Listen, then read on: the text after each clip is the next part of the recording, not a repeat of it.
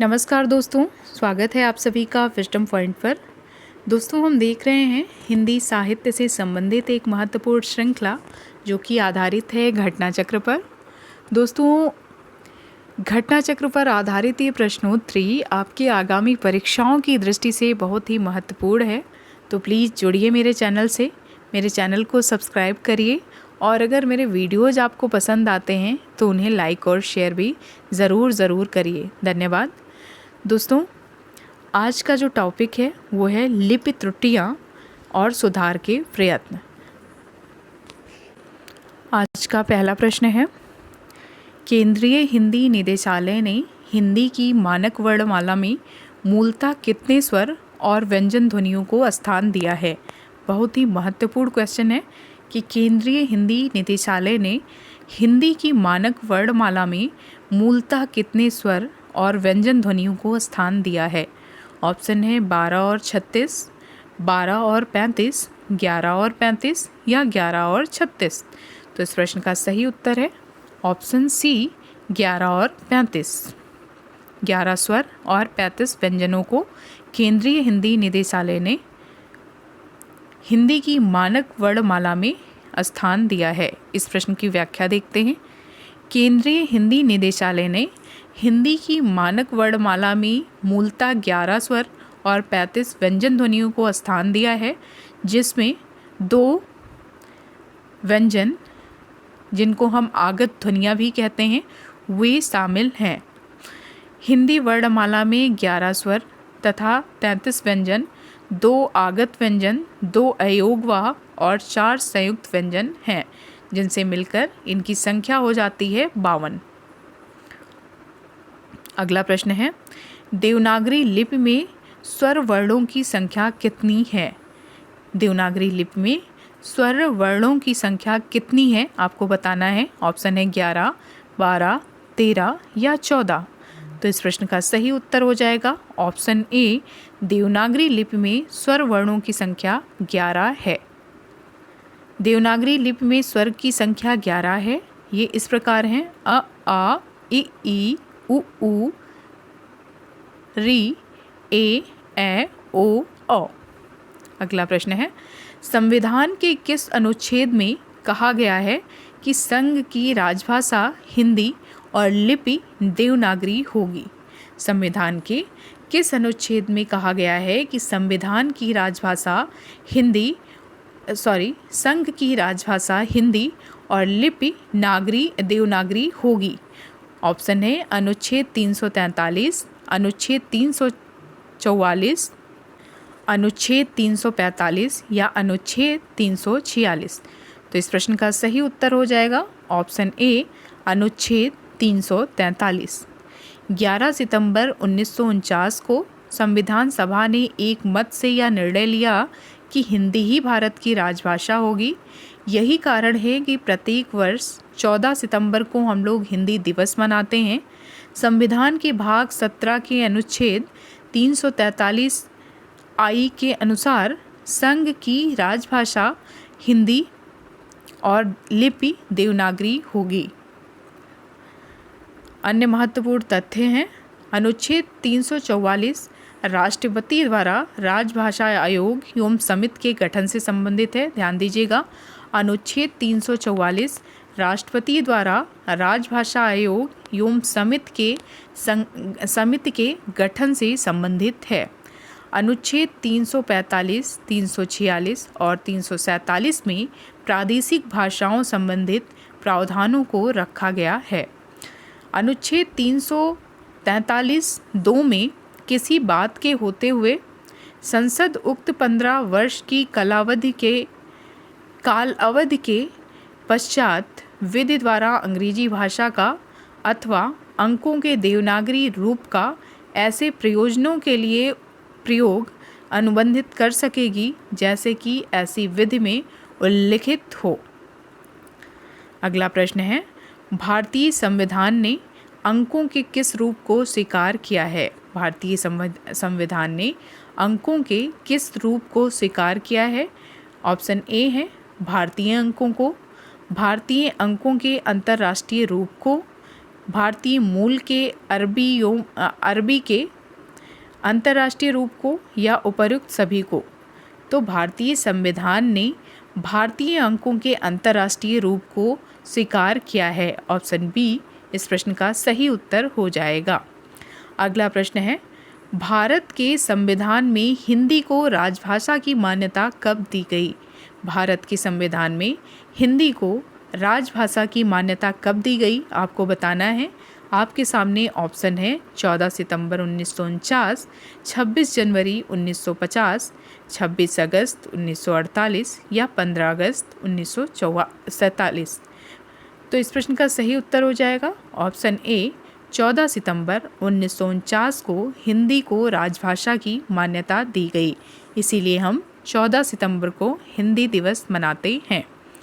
अगला प्रश्न है, राजभाषा आयोग का गठन संविधान के किस अनुच्छेद के अंतर्गत हुआ है? आपको बताना है कि राजभाषा आयोग का गठन संविधान के किस अनुच्छेद के अंतर्गत हुआ है। ऑप्शन है अनुच्छेद 344, अनुच्छेद 345, अनुच्छेद 346 या अनुच्छेद 347। तो इस प्रश्न का सही उत्तर है राजभाषा आयोग का गठन राष्ट्रपति की सहमति पर अनुच्छेद 344 के अंतर्गत की जाएगी। अनुच्छेद 344 राजभाषा आयोग से संबंधित अनुच्छेद है। ऑप्शन ए इस प्रश्न का सही उत्तर हो जाएगा। अगला प्रश्न है, संविधान के किस अनुच्छेद में हिंदी को संघ की राजभाषा घोषित किया गया है? संविधान के किस अनुच्छेद में हिंदी को संघ की राजभाषा घोषित किया गया है? ऑप्शन है 343, 344, 345 या 346। तो इस प्रश्न का सही उत्तर हो जाएगा अनुच्छेद 343 में हिंदी को संघ की राजभाषा घोषित किया गया है। ऑप्शन ए इस प्रश्न का सही उत्तर हो जाएगा। अगला प्रश्न देखते हैं, राजभाषा आयोग की सिफारिशों पर विचार करने के लिए संसदीय समिति का गठन किस अनुच्छेद के अंतर्गत किया गया है? राजभाषा आयोग की सिफारिशों पर विचार करने के लिए संसदीय समिति का गठन किस अनुच्छेद के अंतर्गत किया गया है? आपको बताना है। ऑप्शन है अनुच्छेद 343, अनुच्छेद 344, अनुच्छेद 351 या अनुच्छेद 345। तो इस प्रश्न का सही उत्तर हो जाएगा ऑप्शन बी अनुच्छेद 344 में राजभाषा आयोग की सिफारिशों पर विचार करने के लिए संसदीय समिति का गठन किया गया है। इस प्रश्न की व्याख्या देख लेते हैं। राजभाषा आयोग की सिफारिश पर विचार करने के लिए संविधान के अनुच्छेद 344 के द्वारा संसदीय समिति का गठन किया गया है। वस्तुतः संविधान के अनुच्छेद 344 के तहत राष्ट्रपति 5 वर्ष के पश्चात संविधान लागू होने के 5 वर्ष के पश्चात तथा उसके बाद हर 10 वर्ष की समाप्ति पर राजभाषा आयोग का गठन करेंगे। राष्ट्रपति गठन करेंगे, ध्यान दीजिएगा। अन्य महत्वपूर्ण तथ्य हैं 351 के अनुसार, अनुच्छेद 351 के अनुसार संघ का कर्तव्य होगा कि वह हिंदी भाषा का प्रसार करे। 343(1) के अनुसार संघ की राजभाषा हिंदी और लिपि देवनागरी होगी तथा भारतीय अंकों का अंतर्राष्ट्रीय रूप होगा। अनुच्छेद 345 के अनुसार किसी राज्य का विधानमंडल विधि द्वारा उस राज्य में शासकीय प्रयोजन की मुख्य भाषा हिंदी को सितंबर 1949 को राजभाषा की मान्यता दी गई। अगला प्रश्न है, भारत में हिंदी को संविधान की किस धारा के अंतर्गत राजभाषा घोषित किया गया है? आपको बताना है कि भारत में हिंदी को संविधान की किस धारा के अंतर्गत राजभाषा घोषित किया गया है। आपके सामने ऑप्शन है धारा 343(1), धारा 343(2), धारा 333(1) या धारा 334(1). तो इस प्रश्न का सही उत्तर है हिंदी को संविधान की धारा 343(1) के अंतर्गत राजभाषा घोषित किया गया है। ऑप्शन ए इस प्रश्न का सही उत्तर हो जाएगा। अगला प्रश्न है, भारतीय संविधान के किस अनुच्छेद के आधार पर 1955 ईस्वी में राजभाषा आयोग की नियुक्ति की गई? ध्यान दीजिएगा, सबसे पहले राजभाषा आयोग की जो नियुक्ति की गई वो की गई 1955 ईस्वी में, और किसके तहत की गई? तो इस प्रश्न का सही उत्तर है 344(1) के तहत। ऑप्शन सी इस प्रश्न का सही उत्तर हो जाएगा। अगला प्रश्न है, संविधान में किस धारा के अंतर्गत हिंदी को राजभाषा घोषित किया गया? तो इस प्रश्न को बार बार पूछा गया है और इस प्रश्न का सही उत्तर है ऑप्शन सी 343। अगला प्रश्न है, किस तिथि को हिंदी को राजभाषा बनाने का निर्णय लिया गया है? वो कौन सी तिथि है जिस दिन हिंदी को राजभाषा बनाने का निर्णय लिया गया? आपके सामने ऑप्शन है 15 अगस्त 1947, 26 जनवरी 1950, 14 सितंबर 1949 या 14 सितंबर 1950। तो इस प्रश्न का सही उत्तर हो जाएगा ऑप्शन सी 14 सितंबर 1949 को हिंदी को राजभाषा बनाने का निर्णय लिया गया। अगला प्रश्न है, भारत की राजभाषा क्या है? भारत की राजभाषा क्या है? ऑप्शन है हिंदी, अंग्रेजी, हिंदी एवं अंग्रेजी या भारत की सभी भाषाएं। तो इस प्रश्न का सही उत्तर हो जाएगा ऑप्शन ए हिंदी। अगला प्रश्न है, हिंदी को राजभाषा के रूप में संवैधानिक मान्यता कब मिली? आपको बताना है कि हिंदी को राजभाषा के रूप में संवैधानिक मान्यता कब मिली। ऑप्शन है 26 जनवरी 1950, 14 अक्टूबर 1949, 15 अगस्त 1947 या 14 सितंबर 1955। तो इस प्रश्न का सही उत्तर है ऑप्शन दोस्तों यहाँ पे होना चाहिए 14 सितंबर 1949। उस दिन हिंदी को राजभाषा के रूप में संवैधानिक मान्यता मिली थी, इसीलिए इस प्रश्न पर स्टार लगा दिया गया है। आइए इसकी व्याख्या में इसको क्लियर करते हैं। हिंदी को राजभाषा के रूप में संवैधानिक मान्यता 14 सितंबर 1949 को मिली थी। संविधान के भाग 17 के अंतर्गत के अनुच्छेद 343(1) में हिंदी को राजभाषा घोषित किया गया है। उचित विकल्प के अभाव में उत्तर प्रदेश शिक्षा सेवा चयन बोर्ड ने इस प्रश्न को मूल्यांकन से बाहर कर दिया है। अगला प्रश्न है, संविधान के अनुच्छेद 351 में किस विषय का वर्णन है? आपको बताना है संविधान के अनुच्छेद 351 में किस विषय का वर्णन है। ऑप्शन है संघ की राजभाषा, उच्चतम न्यायालय की भाषा, पत्राचार की भाषा या हिंदी भाषा के विकास संबंधी निर्देश। तो इस प्रश्न का सही उत्तर हो जाएगा ऑप्शन डी, संविधान के अनुच्छेद 351 में हिंदी भाषा के विकास संबंधी निर्देश दिए गए हैं। इस प्रश्न की व्याख्या देख लेते हैं। हिंदी भाषा के विकास के लिए यह विशेष निर्देश अनुच्छेद 351 में दिया गया है कि संघ का यह कर्तव्य होगा कि वह हिंदी भाषा का प्रसार बढ़ाए, उसका विकास करे, जिससे वह भारत की सामाजिक संस्कृति के सभी तत्वों की अभिव्यक्ति का माध्यम बन सके एवं उसका शब्द भंडार समृद्ध और संवर्धित हो सके। अगला प्रश्न है,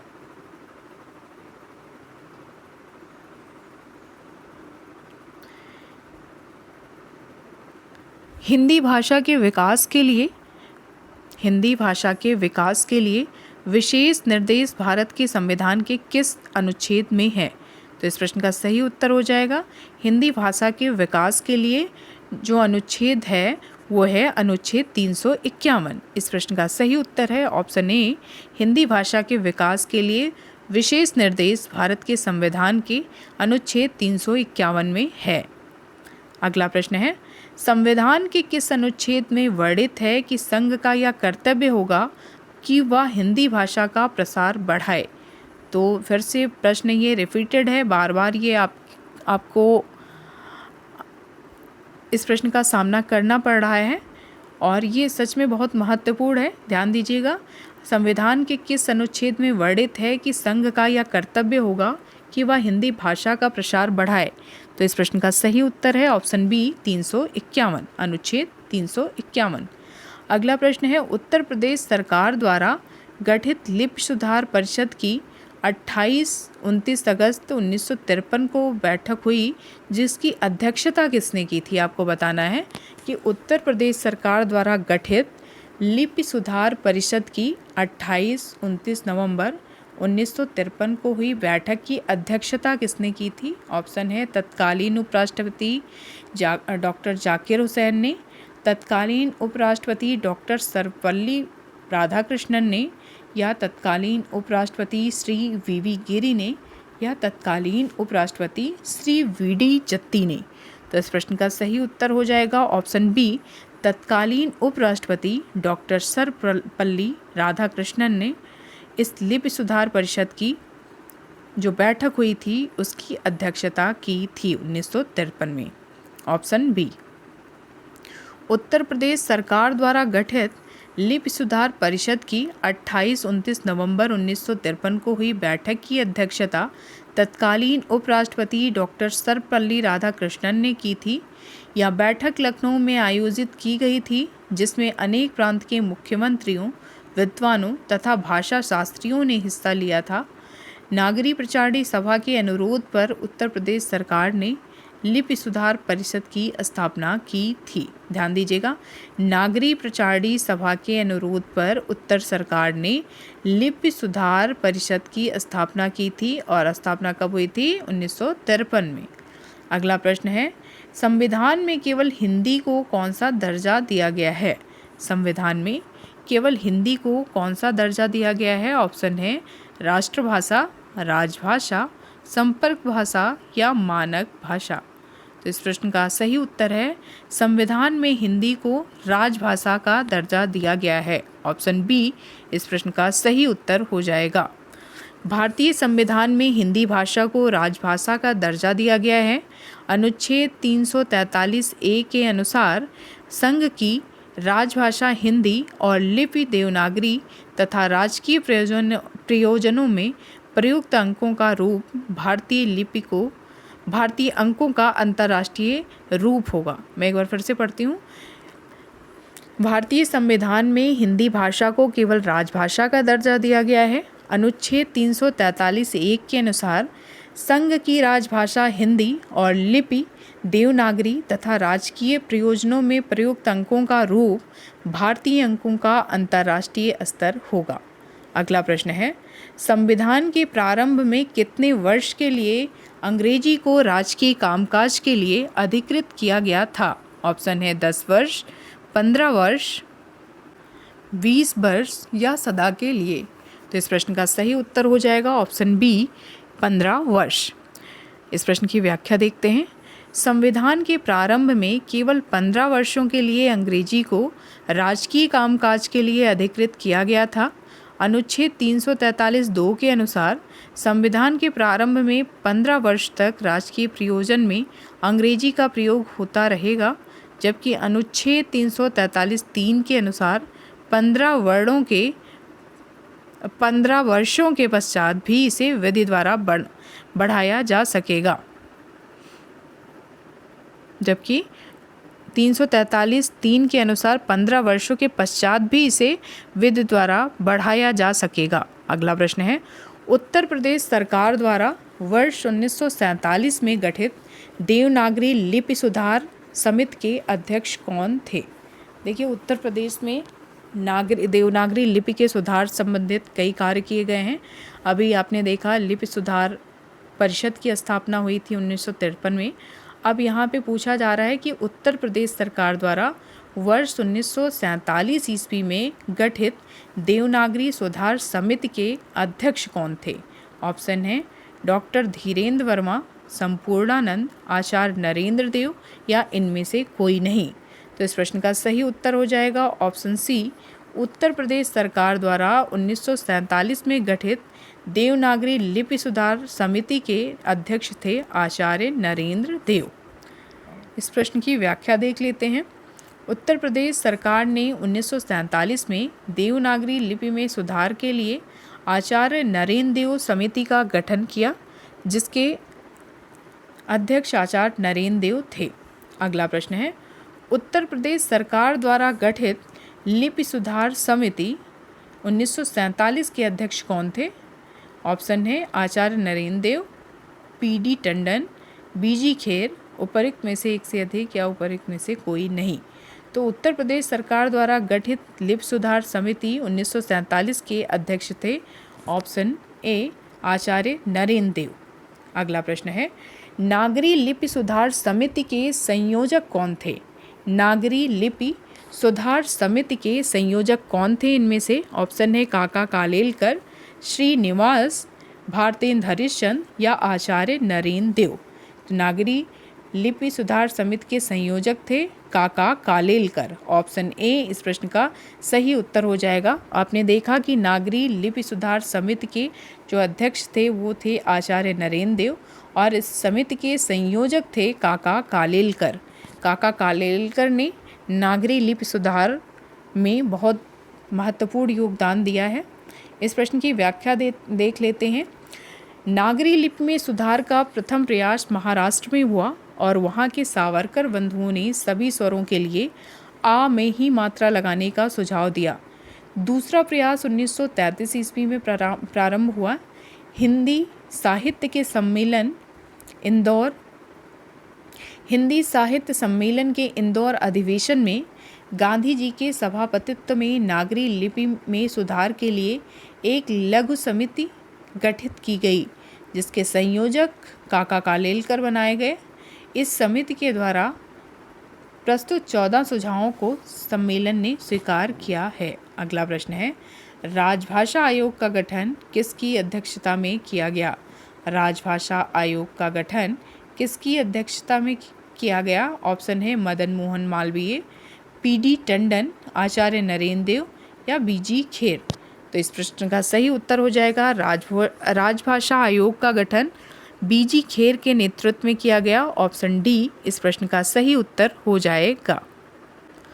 तो दोस्तों ये था हमारा आज का महत्वपूर्ण संकलन। उम्मीद करती हूँ कि आपको पसंद आया होगा। आप सभी को आपके आने वाले पेपर्स के लिए, आने वाली परीक्षाओं के लिए ढेर सारी शुभकामनाएं। मिलते हैं अपने अगले वीडियो में एक नए टॉपिक के साथ में। तब तक के लिए नमस्कार।